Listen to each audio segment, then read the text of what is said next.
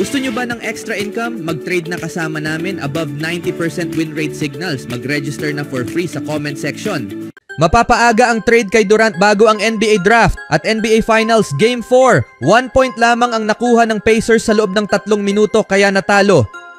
Malawak ang inaasahan na lilipat na ang Phoenix Suns mula sa kanilang superstar na si Kevin Durant ngayong off-season habang sinusubukan nilang ayusin muli ang kanilang lineup. Ilang teams tulad ng Miami Heat at San Antonio Spurs ang nabanggit bilang posibleng destinasyon para kay Durant.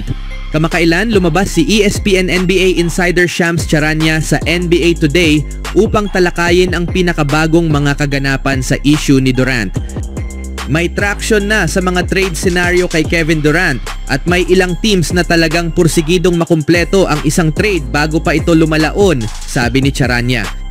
Tingnan natin, may mangyayari kaya bago ang NBA Draft? Abutin ba ito hanggang Hunyo 25 o papalapit sa panahon ng draft?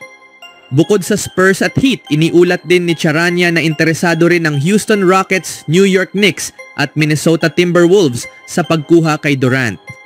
Malamang na kung anuman ang makuhang kapalit ng Suns para kay Kevin Durant, ito ay mas maliit kumpara sa ibinigay nila upang makuha siya noong kalagitnaan ng 2022-23 season. Bagamat umabot sila sa Game 6 ng second round nung panahong iyon, hindi na sila nanalo ng playoff game sa loob ng 2 taon at isa sila ngayon sa may pinakahirap na sitwasyon sa roster dahil sa kontrata ni Bradley Beal. Ang pagbitaw kay Durant ang tila pinakamadaling paraan para magkaroon ng kahit kaunting flexibility ang Suns upang muling buuin ang team sa paligid ni Devin Booker matapos ang kapalpakan ng season ngayong taon. Gaya ng binanggit ni Charania, habang papalapit ang NBA Draft, lalong umiinit ang mga chismis ukol kina Durant at sa Suns. Hindi pa rin tiyak kung gaano kainteresado ang 5 teams na naiulat na at kung may iba pang team na maaaring pumasok sa bidding para kay Durant. Magbubukas muli ang NBA trade market pagkatapos ng NBA Finals? Sa sumunod na balita naman, isa sa mga pangunahing lakas ng Oklahoma City Thunder ay ang kanilang kakayahang humugot ng produksyon mula sa malalim nilang roster depende sa sitwasyon. May ilan na nagbibigay ng consistent na impact sa bawat laro habang ang iba naman ay inilalagay para sa particular na matchups at taktika laban sa kalaban. Halimbawa na lang si Alex Caruso, isang matatag na depensibong player sa team na ito na palaging pinapakita ang kanyang husay at katalinuhan bilang defender sa depensa ng Oklahoma City na isa sa pinakamahusay sa buong NBA kung hindi man ang pinakamahusay. Bawat laban, maasahan mong maglalaro si Caruso ng mahahabang minuto kapag pinayagan anuman ang matchup. Katulad din nito si Cason Wallace na nagsimula sa lahat ng laro ngayong taon sa NBA Finals laban sa Indiana Pacers sa ngayon. Sa isang banda, si Aaron Wiggins ay isa ring mapagkakatiwalaang player sa kanyang role, bagamat hindi siya binibigyan ng parehong kalayaan gaya ni Caruso at Wallace. Hindi ito panlalait, malaking ambag ang ginawa ni Wiggins sa Game 2 laban sa Indiana, kung saan naglaro siya ng 21 minuto at nagdagdag ng 18 puntos mula sa 5 3-point shots. Muling pinapatunayan ang kanyang halaga bilang higit pa sa isang mahaba at pesting defender. Pero sina Wallace at Caruso ay parehong binibigyan ng buong tiwala laban sa halos sino mang team. At minsan dahil sa matchup o performance, nawawala ng pasensya si Coach Mark Daigneault na panatilihin si Wiggins sa loob ng court habang ang iba ay nakaupo sa bench.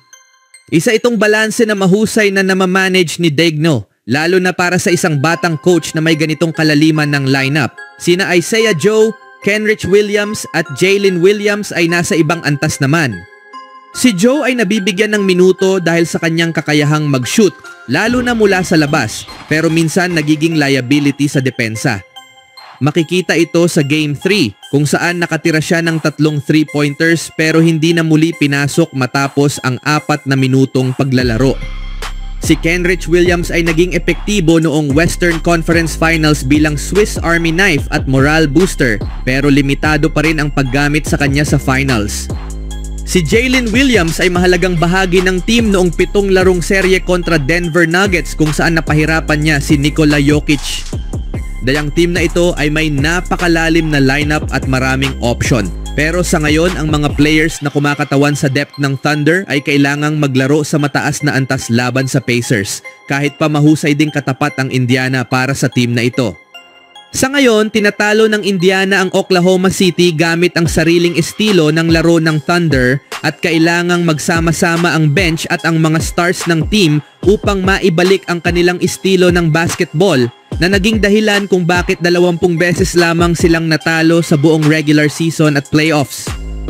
Speaking of finals, sa halos buong laro ngayong araw tila ba kontrolado ng Indiana Pacers ang laban.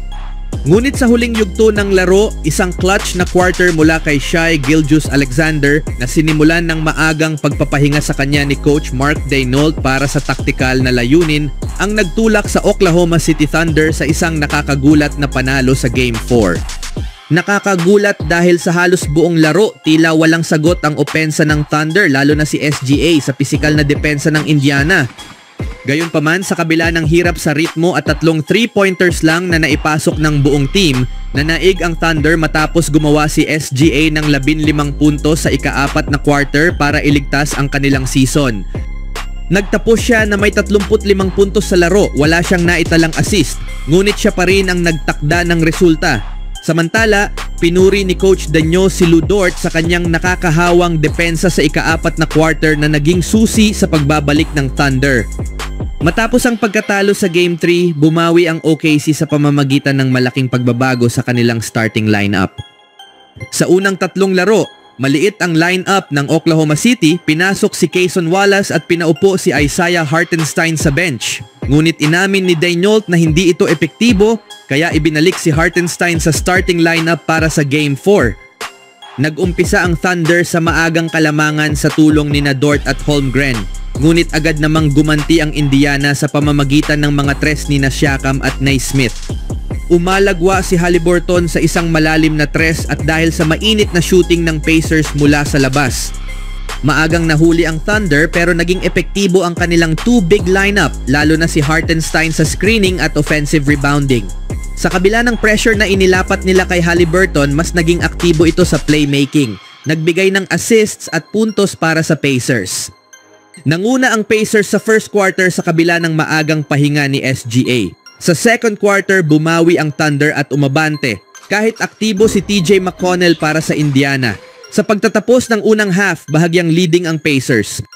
Pagsapit ng ikatlong quarter, leading pa rin ang Pacers dahil sa maganda nilang depensa, shooting at turnovers ng Thunder. Bagamat nagsimula ng uminit si SGA, hirap pa rin ang Oklahoma City sa opensa at shooting mula sa labas.